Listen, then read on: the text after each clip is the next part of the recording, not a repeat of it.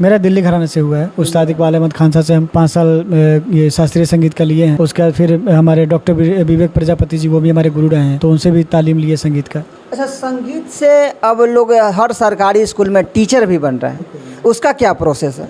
देखिए, उसका प्रोसेस ये है कि इसमें क्या है कि जैसे आप ग्रेजुएशन करते हैं तो उसी लेवल का इसमें डिग्री होता है। 6th ईयर अगर आप करते हैं तो ग्रेजुएशन हो गया है, 7th 8th ईयर करते हैं तो आप पीजी हो गया है।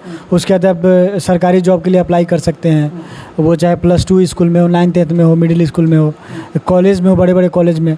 तो जिस तरह से और सब्जेक्ट के टीचर का जो जॉब लगता है सरकारी में, तो जितना तनख्वाह उनको मिलता है उतना ही तनख्वाह आपको भी मिलेगा। तो इस तरह का प्रोसेस है। और म्यूजिक टीचर को बीएड करने की जरूरत नहीं है। अच्छा, म्यूजिक टीचर को बीएड करने की जरूरत है? जैसे बीएड करने के लिए 2.5 लाख 3 लाख रुपए लोग लगाते हैं, तो उससे कम अमाउंट में ये डिग्री आपको प्राप्त होती है और आप मतलब सरकारी जॉब के लिए आप अप्लाई कर सकते हैं। तो ये सारी मतलब सुविधाएं हैं। अच्छा, मेरे न्यूज़ के माध्यम से बताइए कि अगर संगीत किसी को सीखना हो और संगीत में मतलब कितना घंटा मेहनत करना पड़ता है कि हाँ ये संगीत के लिए? देखिए, ऐसे तो रियाज जितना कीजिए उतना कम है, लेकिन रियाज के साथ साथ प्रैक्टिस भी ज़रूरी है। प्रैक्टिस और रियाज दोनों दो चीज़ है।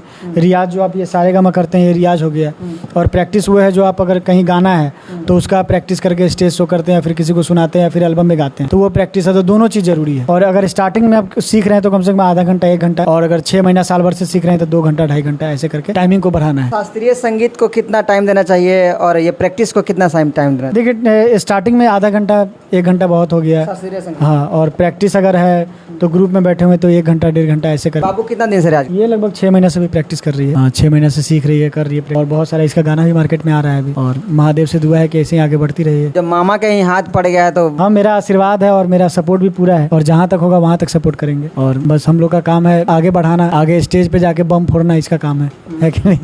तो ये चीज़ है। और देखिए, लाखों में एक बनने के लिए सबसे पहले आपको मेहनत जो करना होगा, और संगीत में आगे बढ़ने के लिए सबसे पहले रियाज और प्रैक्टिस जरूरी है, तभी जाके संगीत में आगे बढ़ पाइएगा। नहीं तो ऐसे गाने वाले तो बहुत सारे लोग हैं जो गा रहे हैं और जा रहे हैं। और ये मेरा राय कैसा लगा आप लोग कमेंट करके बताइएगा, और ये लोग के बारे में क्या सोचते हैं, आशिका रॉय के बारे में क्या सोचते हैं वो भी कमेंट करके बताइएगा। तब तक के लिए नमस्कार।